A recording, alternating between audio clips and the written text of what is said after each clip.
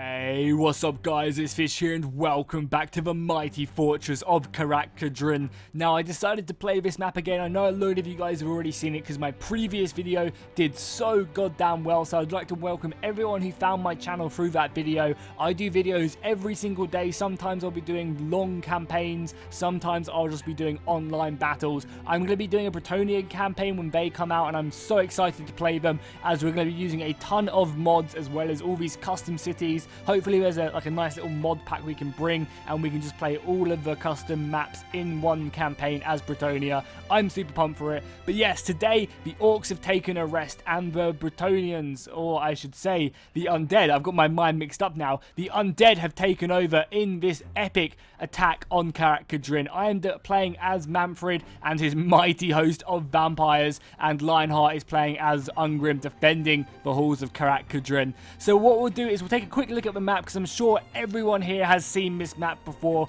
most likely. So we'll quickly run through what the map looks like and then we'll get started into the battle itself after going through the army comms. If you want to skip this, there'll be a skip to battle button in the description. You can click that and that'll take you straight to the battle itself. So, as you can see the map, we've got a huge bridge here. I saw a lot of people complaining how this bridge wouldn't be able to stand up. But I mean, you know, you can't really complain about, you know, a bridge not being able to stand up when there's a huge fucking Terrorgeist dragon, you know, explain this. So I saw some people complaining, but I think the bridge looks great nonetheless. It's obviously dwarven engineering is the answer to everything. I love this chasm down here. It'd be amazing if maybe one day you'd be able to like kick soldiers off and you just see them flying down this huge chasm on the battle on the bridge. That'd be great. Then as we move back, we have a pretty huge courtyard here, and I'll go on to what our plan is for this battle when we do start the army comps. But yeah, we've got this huge courtyard, we've got a really nice the gates of Karak Kadrin, and I mean, I can't wait until we have a battle where we fight over the bridge, we fight over the courtyard, and then you smash down this gate, and then you go into an entire another battlefield. That would be amazing, so I can't wait for that. Also, if we look at some of the scenery as well, you can see you've got like a nice little bridge over here going across, really speaks to the dwarven architecture over here. It looks really, really good. And then finally, you've got, you know, the other side as well where not much is going on. But cool, let's go ahead and jump through the army comps. That was a nice, easy run through of the map as it is very similar. So we'll start off with my army. So on my front line, I have a Vargeist. Then following that, I have a ton of skeleton warriors. These guys are going to be my main force just to kind of soak up a lot of the cannon fire and the missiles. Then I have Manfred. I forgot to put him on a mount. That was completely my mistake. However, Manfred is on foot. Maybe he wanted a nice little walkout today so he could kill many enemies. Then we have a corpse cart. This has the unholy lodestone. I believe that's because this one makes more regeneration. And I have some crypt horrors followed by some Vargeist up there. Then I have some graveyard along with the blood knights, which again look fucking insanely nice. The blood knights are a beautiful looking unit. They really, really are. Then as we follow up the rest of my forces, we've got a big selection of Graveguard with great weapons. These guys are going to be the punching power of my formation as we push across the bridge. And then finally, I have a Terrorgeist off to the left right there. And then some more Graveguard with some Crypt Horrors, or Crypt Ghouls. Yeah, these are Crypt Ghouls. And I have a few Sorceresses and Magicians.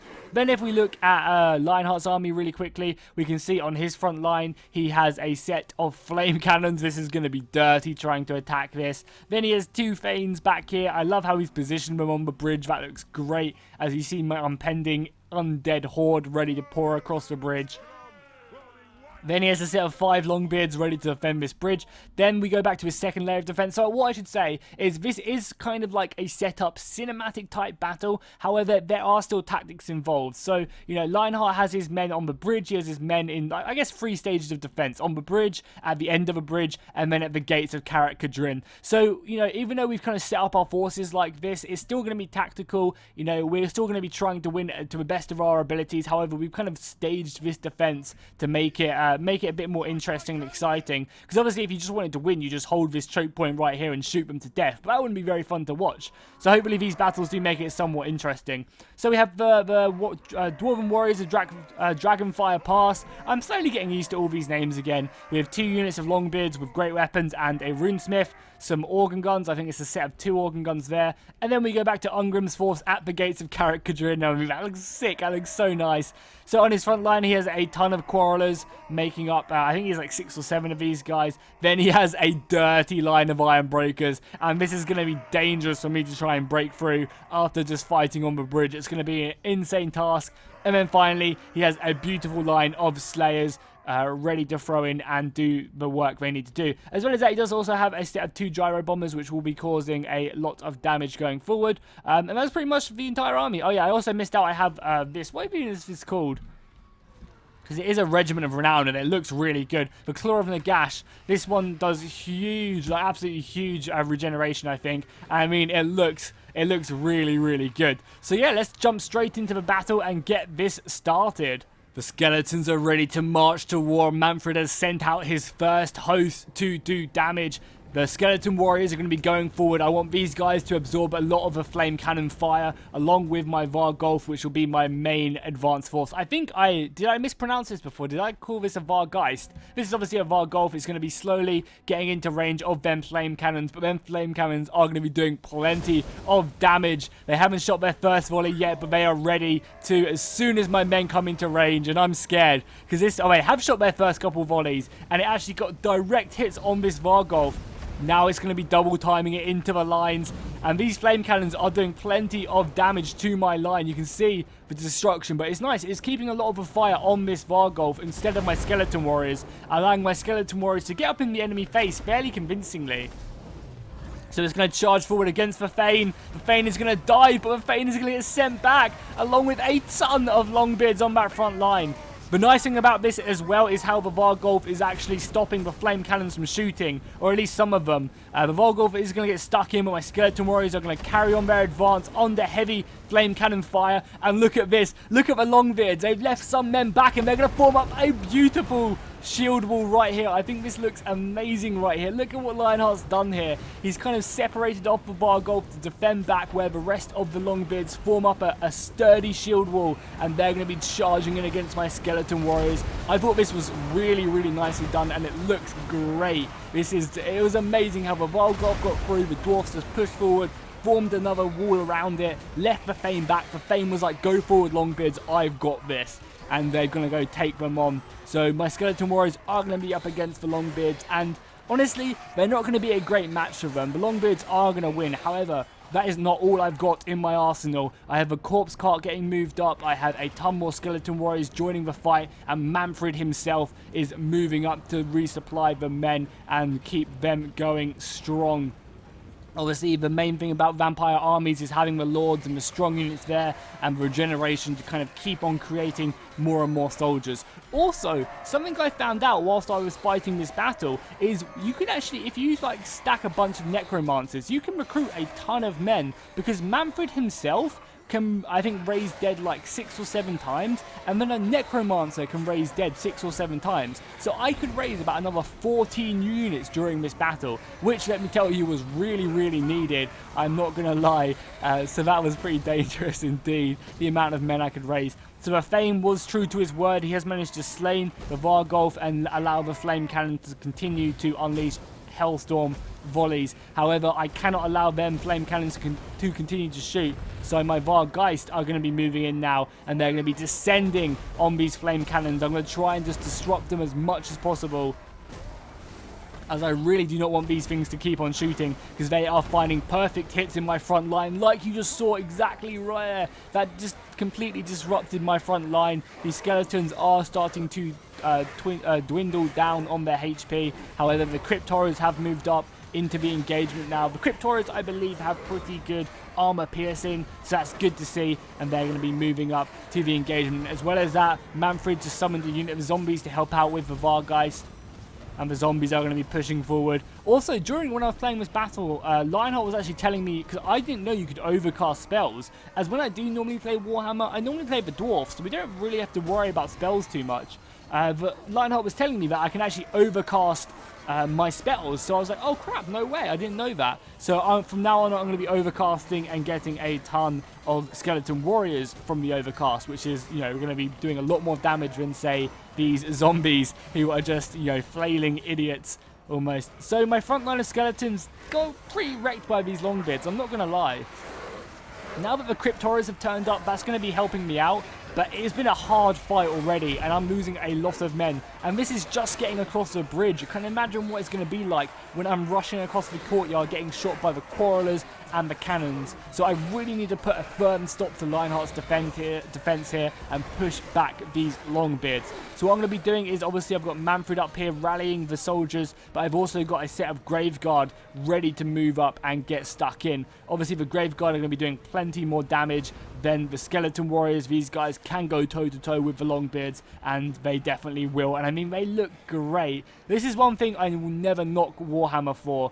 Our assets are amazing. Supporting them, I've got more skeletons ready, and the rest of my force is just slowly forming up on the bridge. And I mean, that looks great, just seeing my Graveguard push across the bridge. It really does look good. And I'm excited to see what these great weapon Graveguard can actually do, because they are obviously armor piercing and do plenty of damage. So by the looks of it, I'm still somewhat struggling to deal with these Longbeards along with a Thane supporting them. However, as you can see, I am starting to raise dead behind the main Longbeard line and starting to create some of my own soldiers right here. The Skeleton Warriors, these are my overcast ones, so that's going to be great. Also going to be popping some debuffs here. I'm not sure what debuff I just popped on the enemy soldiers. I don't think we can actually see right now. Unfortunately, no, we cannot, but it was a debuff nonetheless. I think we actually got some flame cannons shooting. Yeah, a set of flame cannons is still unleashing hell on my front line. But, you know, this Terrorgeist is coming in to put a stop to this. I think he's trying to hit Manfred. Yeah, he's trying to hit Manfred. My Corp cart is here as well to help out. But the Terrorgeist is going to finish off these flame cannons, and he is going to take no mercy, no quarter. These Dowie, these stunties will be destroyed on the bridge of Karak Kadrin. And you can already see he's actually managed to explode the cannon. So even if this Terrorgeist is somehow beaten back, which is definitely not going to be the case, they won't be able to use the cannons. This Thane is simply watching him in terror. The Thane is scared for his life as the Terrorgeist is just ripping apart the siege crew, soon to jump upon these Longbeards. And I mean, I definitely needed this because the Dowie force on the bridge was strong and extremely sturdy. So the fact that this Terrorgeist has come in has given me a breath of fresh air. However, you can see it is still shooting. I'm having to throw out my Graveguard now. No short measures here. We have to send up some elite forces now, because again, I am spending way too many of my men on the ground here at the bridge. Luckily, as I mentioned before though, my Necromancer and Manfred, they're great at actually bringing up raised dead. They have like 14 units they can raise from the dead. So even though, you know, I've lost a lot of skeletons, I can then bring up more and more, which is going to really help supplement my army. The fight is hard here. The Cryptorers along with the Graveguard are starting to do work now and slowly cutting through these Graveguard. This is going to be one of my hardest fights here, and obviously the fight at the gates. But the main fight over in the kind of after this fight, the actual getting through the I guess the edge of the bridge defense is not going to be too difficult whatsoever. Getting up some more zombies here again just to kind of act as a flanking force. I think really I'm just trying to break the enemy lines more than anything here. The Corpse Cart going to be doing great for my regeneration. Definitely going to be helping out. I think I'm also popping some extra spells as well to help with the regeneration. So the nice thing is as well with this is the more regeneration I get, it just gives me more and more HP. And obviously I have the Claw of Nagash as well back there, ready to be pushed in when I need it. But you can see I have a lot of men left. I have all my Cryptorers, my Terrorgeist is going to work, and I have all this infantry as well. So what I'm going to be doing is the main force of Lionheart is going to slowly start to be getting destroyed now. My Terrorgeist is having a whale of a time against these Longbeards. They're going to be no match for a mighty dragon like this. You can see it is just ripping through the enemy lines. Doesn't even care. Look, what are the dwarfs going to do to it? It's just tearing them apart. I think it went to come destroy the rest of these flame cannons, which is exactly what it's going to be doing, which is great. But what I'm going to be planning to do now is just try and pull some of my men forward. I don't want my soldiers to get overwhelmed here. I need to be pushing on. We've been here for like 5 or 6 minutes, which is not good. The Dowie defense is strong at the bridge. It really is. But with the Terrorgeist destroying the back, it's going to open up a whole new avenue for my advance. And as you can see, more Graveguard getting pushed in to really cause an end to this battle. on the bridge. However, plenty of men have been destroyed. If we look at the balance of power, you can see how many men. Lionheart has lost 300 men, and he's killed almost 2,000. Luckily, a lot of that was just skeleton warriors, and I have just rebuilt that. I have just recreated a ton of raised dead on Manfred and my necromancer, so because of that I'm not really too worried, because I can replace 14 units of my army, and I've only really lost the skeletons. So overall I'm okay with the amount of men I've lost. It's not great, but you know, it's not bad whatsoever. A lot of the soldiers, because I'm sure this doesn't show the raised dead amount, and you can see the balance of power is still slightly in my favor. So things are going good. This right flank for Lionheart has now completely collapsed. This is going to allow my Terrorgeist again to cause fear into the Longbeards, and the Grave Guard are going to help finish them off, and I'm sure I might even raise dead behind this one more time. Yeah, you can see my skeletons getting around the flank. I believe that these warriors, these Longbeards, are going to be routing anytime soon. And the nice thing is as well, all these Grave Guard back here are going to be getting health back from the regeneration of my corpse cart. Yeah, the Dowie are being surrounded now, and they're going to be fleeing for their lives back to the inner walls and trying their best to get out of there. The Terrorgeist, however, is going to be causing quite a nuisance, scaring the soldiers. That looks great as the Terrorgeist is just you know, hovering above them, causing fear amongst all the ranks. If we press K as well, we can see that the health of this initial force. I definitely did lose a lot of men here, which maybe I could have done better. But, you know, we're playing this for fun more than, you know, tactics and stuff like that. Even though, obviously, there are tactics involved. And I still have a ton of soldiers left remaining. So my next plan to advance is to push up all these skeleton warriors, which you can now see moving up through my lines. These skeleton warriors, I want to reform up my front line here, because obviously as we look back here, we can see Lionheart has a set of organ guns, and these organ guns are perfectly perched just to shoot at my incoming forces down the bridge. So I want to push up my skeletons to again absorb that main hit from his fire, and then use my Grave Guard to then push in after the skeletons have kind of hit the enemy lines, and then the Grave Guard comes in along with the Terrorgeist, and we just claim victory. That is my plan to kind of, you know, conquer the battle at the bottom of the bridge along this dragon skull, which you guys were telling me about. I was asking what this was, and you guys were kind of letting me in, but this is maybe the skull that Ungrim, the dragon that Ungrim killed, you know, when he gave his oath to regain his family's honor. Oh, let's take a little glimpse of this. Let's try and see if we can perch up here on the dwarven battlements. And oh, that nice. So the rest of the dwarfs are getting cut to pieces.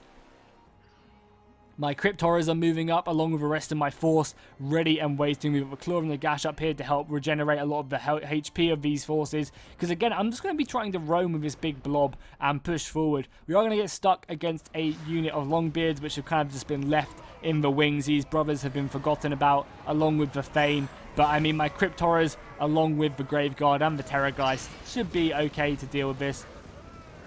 It'd be nice if we could bring the Vargeist back to life. If there was like a spell just to raise the Vargeist itself back from the dead, that'd be great. The rest of my forces are continuing on. I think the Thane has actually routed now, if we take a look. Yeah, the Thane himself has been routed. He's staying alive, but he has been routed, which is good. Same with this Thane as well. They are cowards. They are cowards. This Longbeard unit is holding. Considering the Longbeards are holding, but the Thanes are not. What a shameful display. The gyrocopters are waiting in the wings. They have not decided to move yet. At least I don't think they have. And Ungrim can only just hold off. If we take a look at Ungrim and his forces, he is sitting at the front of his army, watching his brave Dowies do as much damage as possible.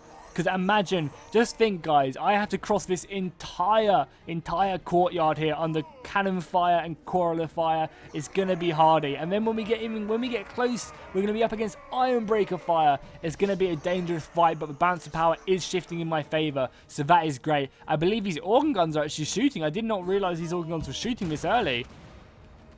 I don't think all of them are. I think only a few of them are. But they are actually unleashing a pretty dirty volley. I think they're focusing down the Terrorgeist, which is very smart. I didn't personally think it was even shooting at this point. But my advance is going to be charging down the rest of the bridge now. We have a few straggling Dowie who are running, trying their best to get back to the enemy, to the allied line, I should say. Look at them under enemy fire. But my Crypt Horrors are fast. They're going to let no one escape. And if we follow them into battle, you can see that the organ guns are ripping apart my lines. I think they're shooting further back than this. We've got skeleton warriors supporting them. And the dwarven line is going to see that the brothers have been caught. And they're going to be charging forward. That was very, very smart of the Dowie. I mean, well, it wasn't smart because it means they don't get their charge, but their defense bonus. However, they wanted to try their best to save their routing brothers. They seen the sacrifice they made on the bridge, and they want to get them back. The brothers who survived. And now it is up to these guys to hold the line at the end of the bridge as best they can. I've got my Claw of Nagash up here, and obviously the rest of my forces back here, which will be slowly making their way further down the line. I believe the gyro bombers still have not made their move very, very soon. And here we go. As I speak of it, the gyro bombers are going to be coming around the side of the mountain. Look at this one clipping up through it. They're going to be coming around the side, across the valley itself, and they're going to be making their way down. This is going to be very, very strong. I'm going to be moving back my Claw of Nagash because it is getting focused down. But these gyro bombers are going to be starting to shoot at my Claw of Nagash, whittling it down, along with the organ gun fire as well, which is focusing it down. Trying to destroy this is an extremely smart move by Lionheart. My Terrorgeist, though, is going to be trying to put an end to this. The Terrorgeist is going to be trying to focus down the gyro bombers. And I believe it's going to be doing an okay job at doing that. Did the Claw of Nagash get taken down? It is just alive, slowly regenerating health, just about made it. But these gyro bombers are going to be turning around and hitting my Crypt Horrors in the back, along with... I actually got some Graveguard up here as well. And Manfred himself has made his way to the front line, but the bombs from the gyro bombers are going to be tearing through my back line. The Crypt Horror could not destroy them, and that's going to be deadly. That's going to be whittling down more and more of my force. I really need Manfred to make a big impact here. We can just about see him if we rotate the camera a little bit. Oh, nice. That gyro bomb actually fell a bit short. I'm happy for that.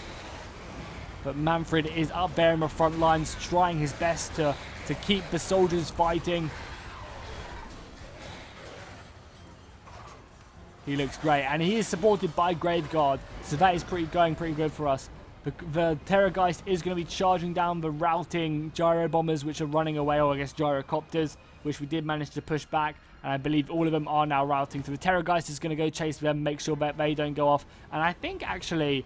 yeah, the Claw of Nagash actually survived on a really low amount of HP. So that was super lucky. And now the rest of my forces have arrived. I've got the Crypt Horrors.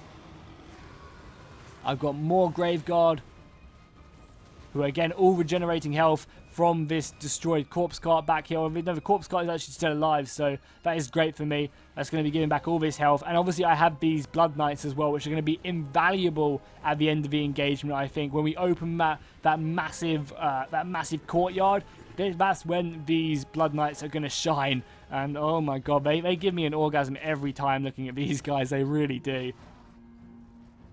Some of the nicest looking units in Warhammer. Just even these weapons. Even these weapons look great. So as we move back to the main engagement, you can see the organ guns are unleashing a hellstorm of ammunition at my men, but I've realized I need to break through this again as best as I can. So I'm going to be moving up my Graveguard as they are getting shot to pieces by the organ guns. I'm going to be popping some hexes as well to help me out, along with a summoned dead on the back of the enemy lines. I'm going to be using these skeleton warriors because I overcharged my raised dead. These guys are going to be used to charge down the enemy organ guns, obviously along with my Terrorgeist, who has made it back to the engagement. So we're getting hit. I'm not actually sure where this Terrorgeist is going, but the skeleton warriors are going to be running down these organ guns, and that's going to be great for me. It's going to stop this artillery from shooting, really letting up on my front line. I'm going to be raising again another set of skeleton warriors to help me out. God, the amount of dead I raised this battle was just so nice. It allowed me to really just be kind of not reckless with my forces, but it allowed me to just kind of, you know, throw my soldiers in and hope for the best. But we go and look at the main Dowie line. You can see the warriors of Dragonfire Pass holding firm, but they are going to be getting surrounded by the advancing skeleton horde. I think my main plan was to rout the Longbeards first with a charge back here. Obviously, I have Manfred in the front of my line somewhere. Try and pick him out. Oh no, he's not even in the front. He's kind of like falling back. He's getting hit by the artillery though. One of the organ guns is still shooting, and I think this Thane managed to oh my god, look at them. They got torn apart by the organ guns. I think it was with the support of the Thane, which really didn't help. But this Terrorgeist is going to be moving down, and again, oh my god, he just ripped that dwarf in half. He literally just ripped that dwarf in half. Yeah, look at him. There's one end and there's another end, and I can't even see the top ends. Oh my god. This Terrorgeist is going to make these Dowie run away from their organ guns. They're not even going to bother taking them back. And he's going to be making his way on the rest of the gyro bombers. By the looks of it, the dwarfs are in full retreat now. And this is going to make it so that I can move up the entirety of the rest of my force. Now, I am depleted. That is very true. But the balance power is in my favor. I outnumber the enemy forces, and you can see I've managed to raise the amount of forces. I've got over 5,000 men in my army. The amount of raised dead, I'm pretty sure the raised dead does go towards your total allied count, which is nice to see that. The Terrorgeist is going to be running down these organ guns, picking away at the crew. However, the cannons are going to be getting ready to unleash very, very soon, which is something I'm not looking forward to. So I have to be careful with this Terrorgeist. Yeah, you can see it's already starting to shoot. So what I'm going to be doing is I'm going to be pulling the Terrorgeist back and putting it to go after the gyrocopters, because I don't want these cannons to really do plenty of damage to the Terrorgeist. I need the Terrorgeist alive and ready to do damage. So Terrorgeist's job is going to be to take out these guys, but the rest of my advancing forces are going to be getting smashed now. I'm telling these guys to charge up as best as they can. The Cryptoids are going to be getting hit, but the Terrorgeist is going to see to these gyro bombers or gyrocopters. One of them already going down. Some of my advancing forces are slowly catching these guys up. There's a few siege crew. The Necromancer is running. The gyrocopters are running. Man, this is just going to be dirty. My advance over here. The rest of my forces has not decided to form up yet. I'm waiting. Here we go. I think I'm telling these guys to charge in now. The order is given. If we press space, you can see, yeah, I'm slowly advancing them in. Almost letting these guys to stick up here to it just absorb some of the missile fire. And the missile fire absorption, they are doing that. Very, very true. All these quarrelers are just letting loose at my weaker units, but this was kind of okay. Something obviously I could have done, which was maybe a bit bad of me, is I didn't, I mean, look at the arrows. Look at the arrows, or I guess I should say the crossbow bolts. I could have had this army a lot closer before I advanced, but I really wanted this force to try their best to catch the routing units. But yeah, obviously my main line is getting wrecked now by missile fire. There's a lot of quarrelers here, especially with the cannons. I'm not really sure what my Terrorgeist is doing all the way back here. Is it getting shot to pieces? Yeah, it's actually getting pushed back. I don't really know why I was chasing the gyro bombers. That's exactly what it was doing. The cannons now have perfect vision of my advancing force, which is again slowly advancing. You can see I've formed it up properly now, and then the orders are going to be given to charge very, very soon. The organ guns are going to be getting turned around, and this Dowie host will defend their home. So, I don't know. It could definitely go in my way. If we look at balance of power, you can see the balance of power is still slightly in my favor, but we have to advance along a line of iron breakers. I do have the Grave Guard ready to take care of this. That's obviously what they were there for. But the Grave Guard with great weapons are going to be taking a lot of damage against the satchels. This organ gun has now been set up, ready to avenge its fallen brothers. A cannon you can see in the distance there, that was great, seeing a huge impact crater.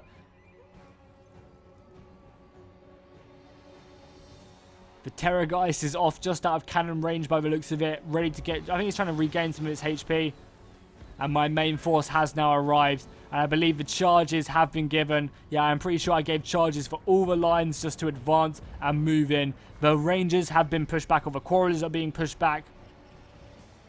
behind the main line, and the Quarrelers are actually standing still, but the Ironbreakers are moving up. This is great. Just look at this as the Ironbreakers, they are so sick, just being moved up to the front line, across the organ guns, and into the oncoming Crypt Horrors, which are charging in upon them.